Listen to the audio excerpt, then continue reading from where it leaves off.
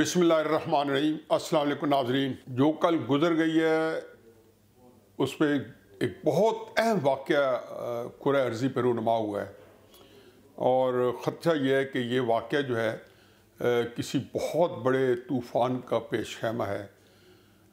और बल्कि अमरीकी सदर जो बाइडन ने तो कहा है कि ये तीसरी जंग अज़ीम का नुक्ता आगाज़ ही भी हो सकता है, और वह है कि रूस ने यूक्रेन में अपनी फ़ौजें दाखिल करके और वहाँ पे जो दो मुल्क जो हैं छोटे छोटे उनको आज़ाद करा के उनके साथ मुआहदे करके और वहाँ उनकी आज़ाद हैसियत को तस्लीम कर लिया है और उनके अंदर उनकी मदद के लिए अपनी फ़ौजें अंदर भेज दी हैं। और ज़ाहिर है कि यूक्रेन की तरफ से भी इस वक्त भी शेलिंग जारी है। खैर ये हमारा मौजू नहीं है।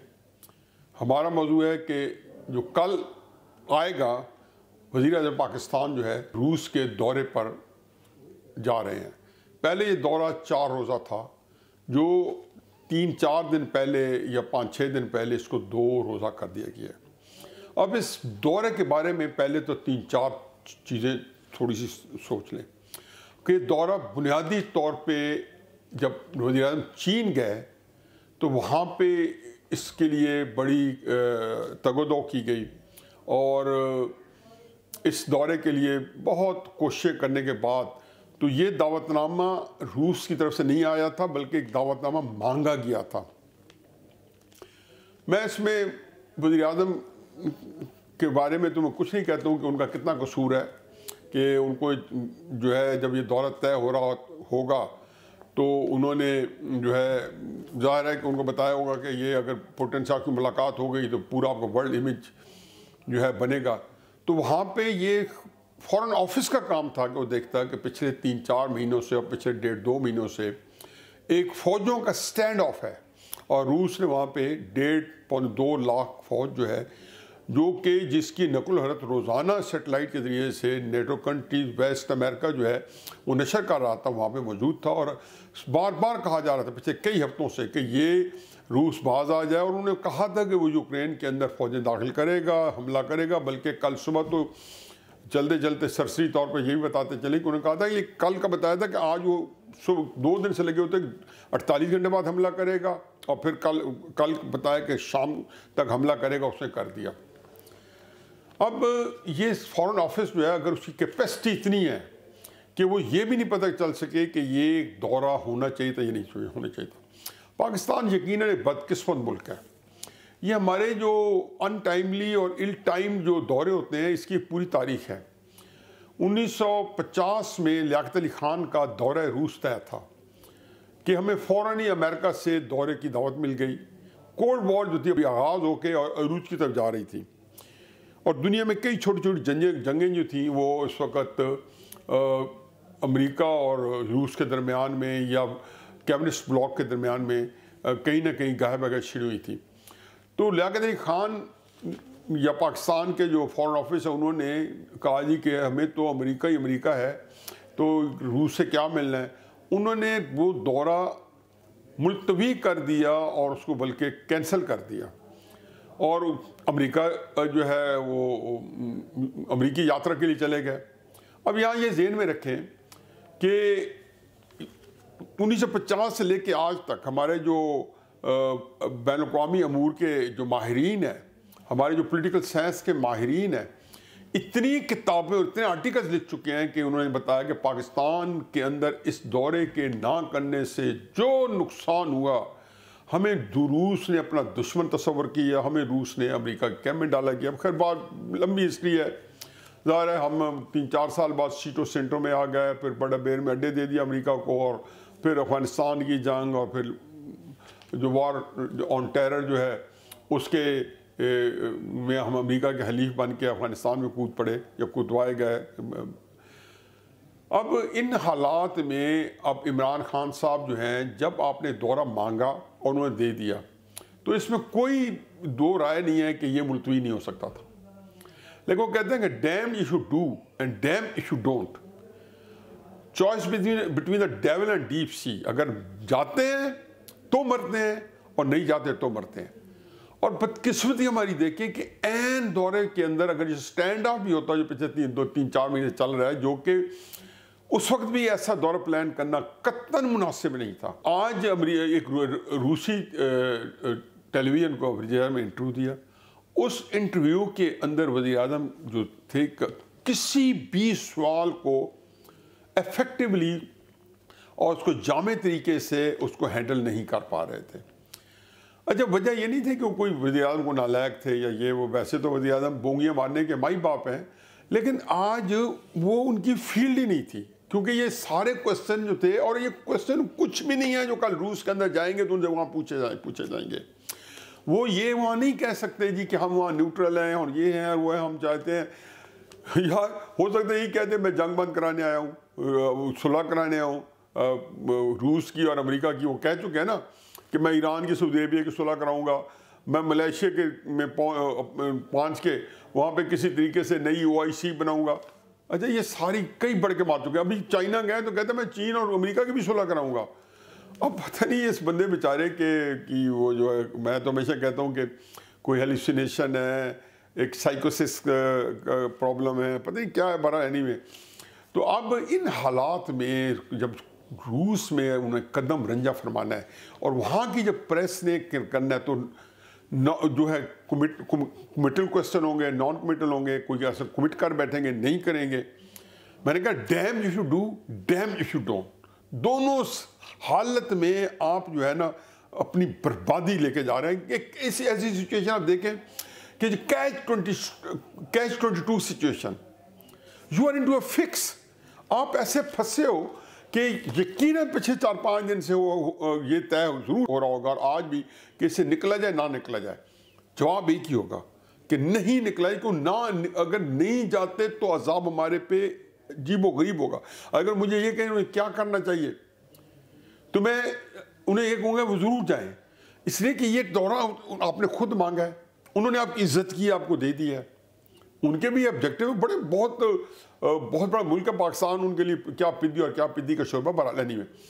अब इस मौके पे अब आप पीछे नहीं हट सकते। ये तो बिट्रियल हो जाती है जो इमरान खान साहब दोस्तों के सिलसिले में तो बहुत करते हैं कि धोखा देना, ये तो बिल्कुल सीरियस धोखा हो जाएगा मुल्क के साथ, और फिर पता नहीं क्या हमारे प्रताप आना है। फिर दुनिया एक नया ब्लॉक बन रही है।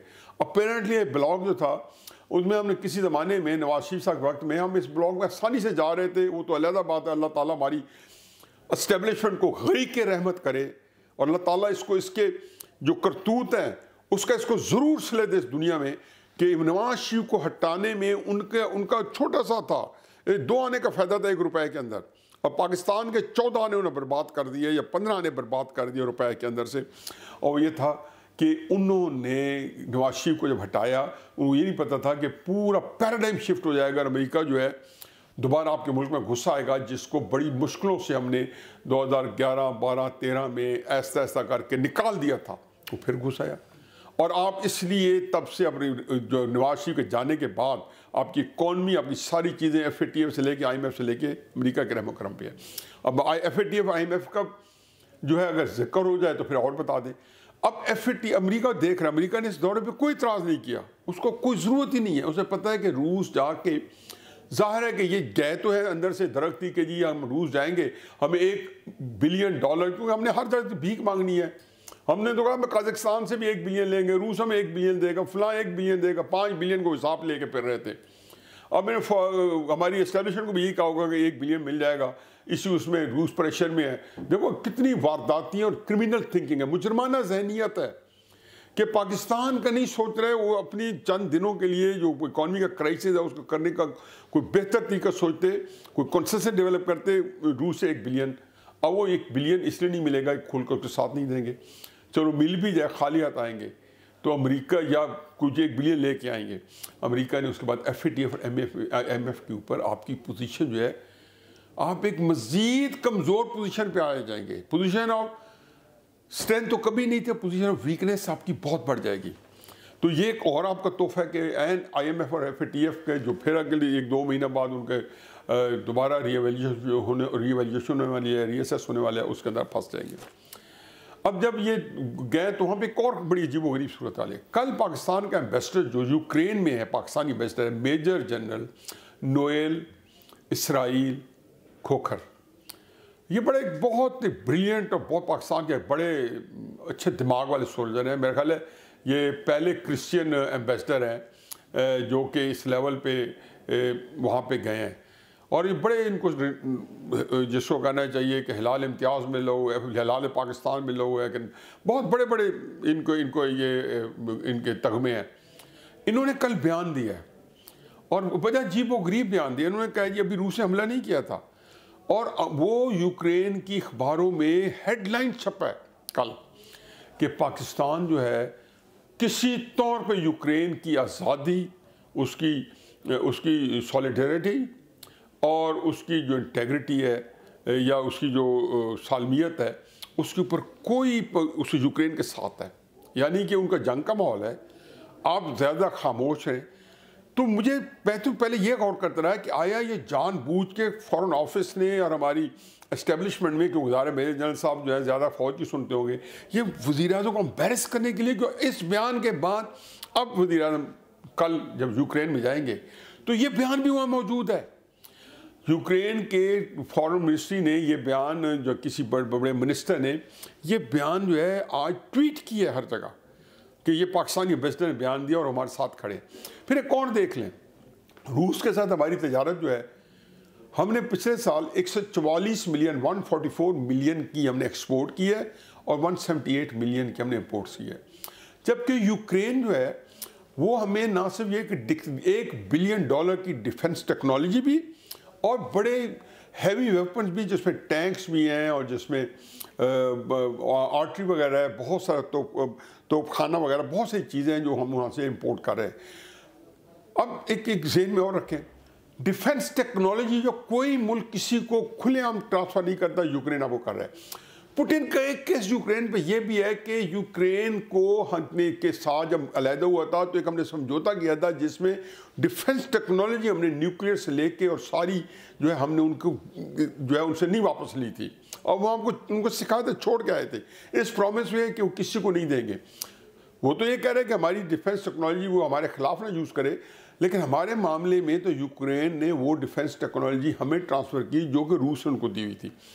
अब ये पुतिन का केस है। अब इसके अलावा एक और बात भी कर लें कि अभी यूएन के अंदर सिक्योरिटी काउंसिल में जब यूक्रेन के ऊपर अमेरिका वहाँ पे रेजोल्यूशन लेके गया, तो इंडिया ने जिसको सिक्योरिटी काउंसिल की मेंबरशिप हमारे वोट से मिली, यानी कि हमने उसको वोट दे के अब सिक्योरिटी काउंसिल की सीट पर बिठा दिया, उन्होंने अपना वोट जो है रूस के हक में दे दिया।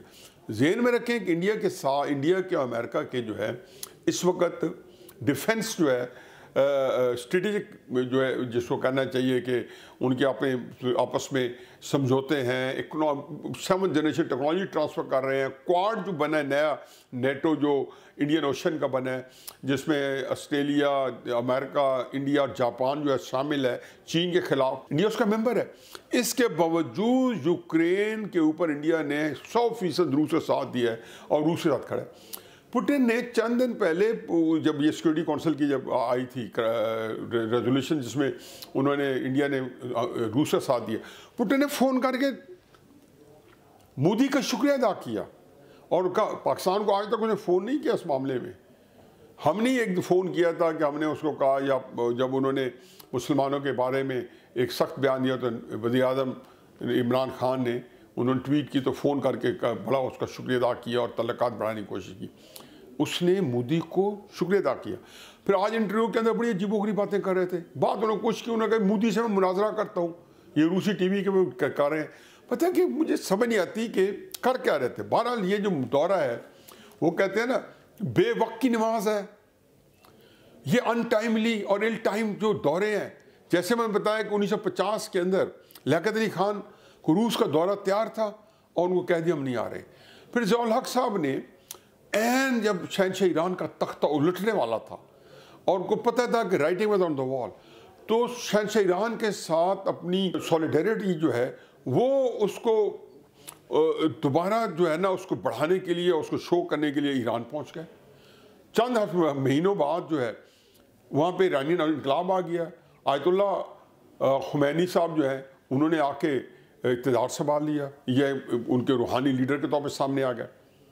यकीन जानो कि मैंने 6, 7, 8 साल ईरानियन के साथ काम किया अमेरिका में, और ईरानियन इनकलाब में मैं उनके साथ कंधे से कंधा मिला के मैं खड़ा रहा। और वो ज़ियाउल हक को चिमटे से उठाने के लिए तैयार नहीं थे। वो कहते थे कि इस बंदे ने जो विज़िट किया था शहंशाह ईरान को जब हमारे ऊपर गोलियां चल रही थी, और कोई तुक नहीं बनता था किसी पाकिस्तानी जो है सदर का विज़िट करना। अब इसी तनाजुर में आप देखें इमरान खान साहब विज़िट करें। मेरा ख्याल है कि मैं कहता हूँ कि कोई इमरान खान का कसूर नहीं, को अल्लाह की हम पकड़ में आए हुए हैं कि कोई वजह नहीं बनी कि वो कहते हैं ना कि हमने आग में हाथ डाल दिया, हम रेलिवेंट हो गए हैं फॉर द रॉन्ग रीज़न। एक होता है for the right reason relevant होता, हम रेलिवेंट हो गए, काम का फंस गए हैं। कैच 22 सिचुएशन है। अब मुझे पता है कि भारी बोझल दिल के साथ, भारी कदमों के साथ रूस उतरेंगे, ऐसे दौरे को क्या फ़ायदा। लेकिन अब ये दौरा भी होना है, और इमरान खान साहब को पाकिस्तान को क्या भुगतना होगा। लियाकत अली खान के बाद और ज़ियाउल हक साहब के ईरान के दौरे के बाद, जो कि इंतहाई अनटाइमली और इल टाइम थे, ये दौरा आ गया। और मेरा तो दिमाग काम नहीं करता कि आप 8 फरवरी को अनाउंस कर रहे हैं कि जी 14 दिन बाद वज़ीर आज़म साहब जा रहे हैं 4 रोज़ा दौरे पे, वो भी 2 रोज़ा घटाया होगा, खुद ही अब उसकी इंटेंसिटी कम कर, हो सकता है खुद ही घटाया हो। और ऐसे मौके पे कि रूस तो चाहता है कि सोमालिया का भी सदर चला जाए, कोई छोटे से जिबूती का भी चला जाए, तो वो उनको भी उसके भी उनके लिए जो है नवारे न्यारे हो जाएंगे। कुछ आके पाकिस्तान जो है 12 एक शायद मुल्क है, और एक जब मौका था कि हम ज़्यादा ताकत के साथ रूस के साथ खड़े हो सकते थे नवाज शरीफ के आखिरी दौर में, और हमारी एक्सरसाइजें भी रूस से शुरू हो गई थी फौज की, इवन सियाचिन के अंदर एक्सरसाइजें शुरू हो गई थी पहाड़ों के ऊपर। और ये एहतजाज भी क्या था, आज हम जो है वो चीन, रूस, ईरान, तुर्की, पाकिस्तान और फिर अफगानिस्तान ने भी आ जाना था जो कि आज़ाद हो के। मेरा ख्याल है कि पाकिस्तान जो है कोई अल्लाह की पकड़ में आया हुआ मुल्क है। अब इसके साथ लफ ये है कि पेट्रोल आज $100 अ बैरल तक पहुंच गया है।